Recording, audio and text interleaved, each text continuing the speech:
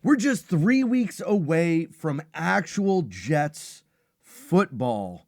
And oftentimes in the lead up to training camp is a time to think about all of the hopes and the optimism, the ways that this team can take a step forward compared to last year.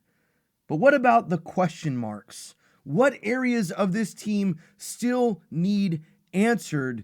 And today we're going to talk through my 4 biggest question marks heading in to this next Jets season. Welcome to the Gotham Breakdown, your place for all things Mets, Jets, Islanders, Knicks. My name is Jeremy, and I have one favor to ask. If you find something interesting and enjoyable in this video, consider hitting that like button. It's free to you, and it really helps the channel out. So as Jets fans, we are used to disappointment. We're used to going in with optimism and being left with nothing but shambles. Time and time again, training camp rolls around, we start to get excited because the additions and the changes, the draft picks, the new faces all make us hope that this season is going to be different. But the realist in us knows it probably won't be. We're probably going to be disappointed and most likely even out of it before we even get to the colder weather. The first and biggest question mark that has to be addressed and has to be figured out is one that everyone knows. It's the no-brainer. We have to know, does Aaron Glenn really have what it takes to lead this roster of men, or to lead any roster? Because looking at last season, the ups and the downs, the blunders, the coaching mistakes that happened throughout the season left us all wondering, left us all not sure if this was really the guy. Was this the person who really could step in? And as a Jets fan, we hope, we want, we desire for a former player to step in and be the one that turns things around. Much like what we've just seen with the New York Knicks and the legendary status that will forever live on for Jalen Brunson and those New York Knicks. That's what we desire for Aaron Glenn. How sweet would it be if Aaron Glenn is at the center of this rebuild, resurgence, turnaround, and eventually maybe even a Super Bowl? I know it's ridiculous to think, but that's the dream. That's the hope. We want this team to get there. And the question is, do we have a coach that can get us there? There were glimpses of good things from last season, but there were also heaps of poor decision-making, seemingly inept decisions near the end of games that just led us to all wonder. The decision to go ahead in the season with Justin Fields and then not really have a plan to utilize him well at all. The game plan seemed to struggle. The decisions of timeouts or not timeouts to go, like, there's just so many things. I don't want to break down all of those, but there were just so many moments throughout the season that had you wondering. The press conferences from Aaron Glenn made us all go, what's going on with all of this? And the biggest wild card that makes this a scary question mark is Woody Johnson. What is Woody Johnson going to do if the Jets stumble out the gate? If things kind of look disastrous out the gate? We can't consider what we did in those last games in last season because they were playing practice squad players. Everyone was injured or hurt or sitting out. All of that aside, the question becomes, is this the coach? And is this coach going to get a chance at a third season? I don't think there's a single Jets fan that wants to see Aaron Glenn gone because it means more turnover. It means we're looking on another head coaching search. It means we're trying to figure all of this out. Now, potentially, this would be the time to do it after the season when you have 3 first-round draft picks. Darren Muji seems to be bringing together some really quality players. They have an offensive line that has the potential to push towards the top echelon in the NFL. They've got some skilled players locked up, Garrett Wilson and Breece Hall, and they brought in some more, Adonai Mitchell and Omar Cooper and Kenyon Sadiq. They've got pieces. They're missing a quarterback. And the time to bring in a new coach is when he's going to get to pick that new quarterback. So I get all of that. Does Aaron Glenn even make it to the trade deadline? Is Frank Reich going to be the interim head coach that steps in? That's the biggest question mark in this entire season. And in many ways, it's hinging on week 1. What do we look like against the Tennessee Titans? Our schedule gets tough after that. But if we can't even show up and show improvement, is the defense going to be able to play and do what it needs to do? Is Geno Smith and the offense going to be able to throw the ball for more yards than we saw last season, when regularly we were seeing under 100-yard performances from an NFL quarterback, which is actually insane.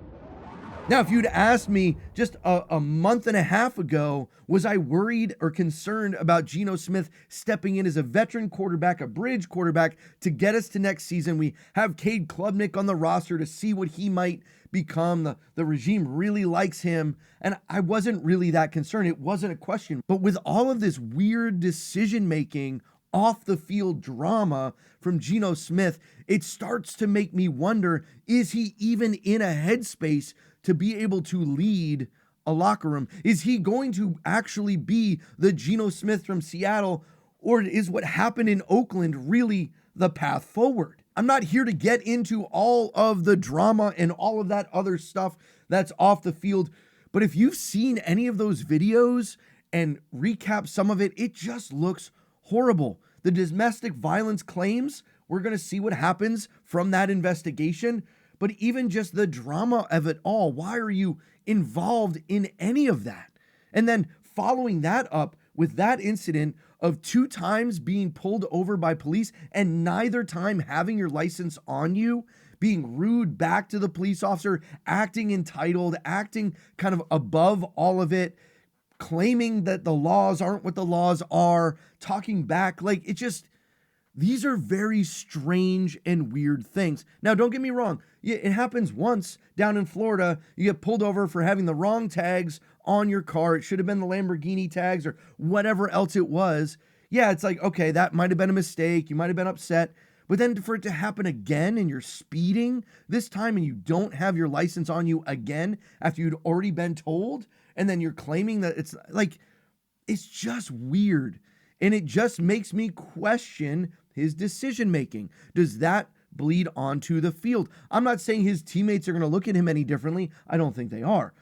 But I think it's just another thing that makes us go, why can't we just go forward? I've been kind of surprised at the lack of storylines coming out. Usually we've got multiple things that we're kind of discussing and that everyone's kind of laughing at, besides the whole World Cup memes about the Jets having less playoff victories or victory on MetLife, whatever it is.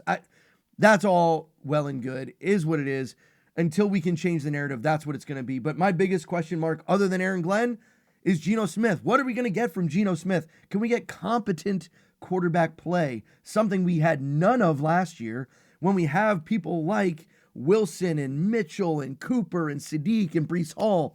Like, this offense on paper is really good, with a good young offensive line, 2 really good tackles. Like, we've got chances for the quarterback to do important things if we're not down multiple scores at the beginnings of every single game. And that brings me to my third giant question mark, and it's really this secondary of the New York Jets, that I had as many interceptions as they had last year. I hope that's not going to be a big storyline this year. I want that to get out of the way. Tennessee, first game, let's just get a pick and move on. But can that secondary play better? There's been a number of additions. We've got a lot of players on this roster that are intriguing and interesting, most of which is D'Angelo Pons. Is he going to step in and kind of rise through the ranks in training camp and in preseason? Is he going to be someone that we can rely on? I think it's possible. Maybe it's a bit of a hot take, but I think it's possible by the end of the season, D'Angelo Pons is the best secondary player on the New York Jets. I think there's a world where that is a possible reality, and that would be an actual amazing moment. But all of these others, there's question marks. We don't really know what we're getting. We've got Pons, Stevens, Wright, Thomas, Minka Fitzpatrick is now here. Brownlee, Malachi Moore, Cisco, Belton, Payne, Stiggers. What are we going to get from this group? How is Aaron Glenn now taking over the defense going to change these schemes? Who is going to step up and play? I think there are some people on this roster that can, in times, flash. We saw it at times with Brownlee in that nickel role. What are we going to actually get from Minkah Fitzpatrick? What role is he going to play? It's going to be very interesting to see that. We may not see much of that in training camp because everything is kind of vanilla, but where is he going to play in this system? Does VJ Payne have a place in this roster other than just special teams? I think he could be a great special teams player, but can he work into the roster? Are we going to see Malachi Moore take a step up, or is Cisco going to still be starting games? There's so many question marks with the back end of this defense that we have to see. We have some edge players that can wreak havoc, that can help our secondary and all of those things, but can this secondary hold out long enough and not give up those big plays? Are we going to be able to get turnovers? Because the reality is, if your defense can't cause turnovers, it almost doesn't matter what your offense does. You're putting yourself in like a 2-touchdown hole if you can't get turnovers, because not only are you going to not have to turn the ball over, but you're going to have to overplay on offense to make up for those things. So can this secondary be coached up? What are these new additions going to add? How are they going to play in people like Wright and Pons, Minkah Fitzpatrick? How are they all going to play together? Belton, what roles do all these players have? It's a big question mark for me going into the season. And last but not least, the final piece to this question mark still is on the defensive side of the ball, and that's with Demario Davis. What type of impact does a player like this have on this linebacker group? He is now the unquestionable leader in that locker room, the one people are going to look to, the thing that we needed to help be the one who solidifies where we're going. When we're talking about getting to victories and wins, I think we can't overstate how important veteran leadership and leadership in general in a locker room is. I heard Boomer Esiason talking the other day about leadership and how there were times in his locker room when they would look around in the huddle and no one knew what they were doing. They didn't know their assignments. They didn't know what to do. And it was just because of a lack of leadership, which made me think, like, why weren't you the leader there? But it comes from coaches down. And Demario Davis is at the point in his career where he's basically a coach on the field. He's going to be one that Aaron Glenn leans on. And how does that impact and change this defense? Even if he's lost a step, even if he's not the player he was, even though he was really good last year for New Orleans, how does that impact this defense? I think that's a huge question mark that could go either way, because if he gets injured early on and we lose him, this linebacker core is thin. I mean, you take him off of this linebacker core and we're back just to Sherwood and this group of linebackers, we could be looking at some trouble, at big gashes in the run game and challenges going forward. I think our defensive line is our most solid aspect of our defense right now when we look at all of the pieces on that line, and hopefully that just makes the linebackers able to play better under the guidance and the leadership of Demario Davis. I'm interested to see how all of that goes. What did I miss? What's your big question mark? What are you wondering about this season? Is there a camp battle that you're wondering about? Is there a player that you see as a giant question mark going into this next season? Let me know about it down in the comments below. Thank you for being here. If you enjoyed this content, hit like on this video and make sure you're subscribed for more Jets content. Guys, thanks so much for being here. I'll catch you on the next video.